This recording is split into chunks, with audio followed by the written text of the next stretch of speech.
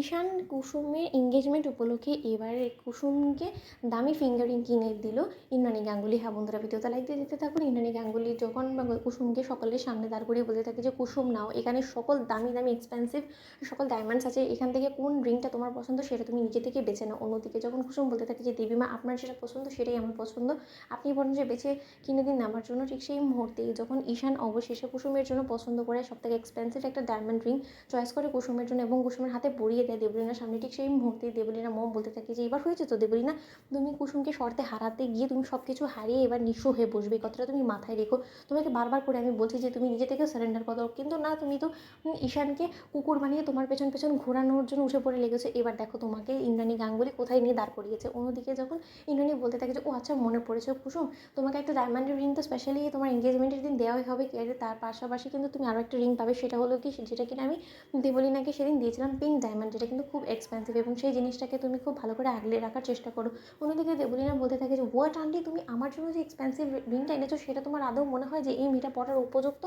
অন্যদিকে যখন দেবলীনাকে ইন্দ্রাণী গাঙ্গুলি বলতে থাকে যে দেখো প্রতি কথায় কথায় তুমি আমার বাড়ির হবু বৌমাকে এরকম করে অপমান করবে না দেবলীনা, তুমি যে জায়গাটা ছেড়ে দিয়েছো সেই জায়গাটা এখন আর তোমার নেই, সেই জিনিসটা তোমাকে মেনে নিতে হবে এবং কুসুম সেই জায়গায় এসেছে বিধায় কিন্তু আজকে কুসুম সেই সব কিছু পাচ্ছে যেটার কিনা ও প্রাপ্য, এবং সেই হিসেবে কুসুমকে আমি যাই দিই না কেন সেই বিষয়ে তুমি ইন্টারফেয়ার করার কেউ নেই, কথাটা তুমি মাথায় রেখো।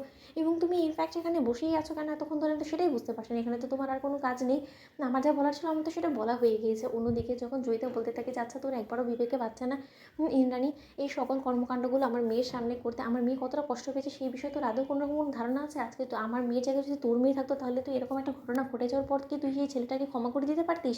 তুই একবারও তোর ছেলেকে বলবি না আমার মেয়ের কাছে ক্ষমা চাইতে? অন্যদিকে ঈশান বলতে থাকে যে নো আন্টি, ক্ষমা চাওয়ার তো কোনো প্রশ্নই ওঠে না, যেখানে কিনা আমি কোনো রকম কোনো দোষই করিনি। আমি বারবার করে আপনার মেয়েকে বলেছি যে আমি আপনার মেয়েকে ভালোবাসিনি, কিন্তু তার শর্তে আপনার মেয়ে জোর খাটিয়ে আমার উপরে চেপে বসতে চেয়েছে এবং আলটিমেটলি তো সেটাই হলো যে আমি আমার জীবন থেকে আপনার মেয়েকে জাস্ট ঘাট ধাক্কা দিয়ে বার করে দিয়েছি। এবার দেবলীনা তোমার সকল জিনিস ছিনিয়ে নেবে কুসুম, এবং কুসুম সেই সকল জিনিস পাবে যেটা কিনা এবারে বউয়ের প্রাপ্য।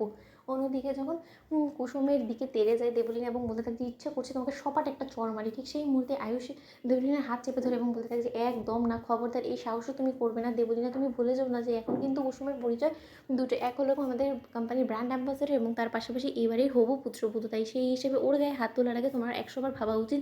এবং তুমি কিন্তু মায়ের সামনে দাঁড়িয়েছো, তোমার এই সকল আচরণ দেখে কিন্তু মা রীতিমতো তোমার উপরে ক্ষিপ্ত হয়ে যাবে এবং আমি আশা করি তুমি সেটা চাও না। তোমার যতটুকু মান সম্মান অবশিষ্ট আছে সেই সকল মান সম্মান নিয়ে তুমি বরঞ্চ এই বাড়ি থেকে বিদায় হও এবার, আর তোমাকে টলারেট করা যাচ্ছে না। ঠিক সেই মধ্যে জয়িতা বলতে থাকে যে এত বড় অসম্মানের বড় ইন্দ্রাণী, তুই মুখ চুপ করে থাকবি, তুই কিচ্ছু বলবি না আমার মেয়ের হয়ে, এই তোর ভালোবাসা?